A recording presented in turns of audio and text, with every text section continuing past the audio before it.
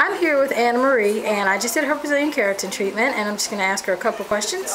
How are you doing today, Anna Marie? I'm doing really good. Okay, how was your hair before you got the keratin treatment? It was super frizzy and like this big and really curly and like coarse. And how was your happiness with your hair before you got the keratin It's treatment? fairly low.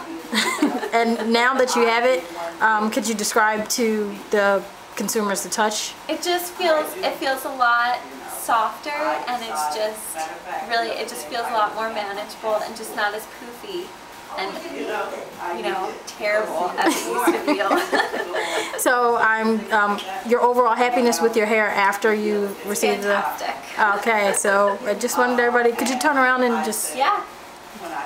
Clear. It's so much nicer. It's not curly, it's just straight and totally smooth and soft, and I just love it. Okay, so you think I did a good job? Absolutely. Okay, thanks everybody. Bye.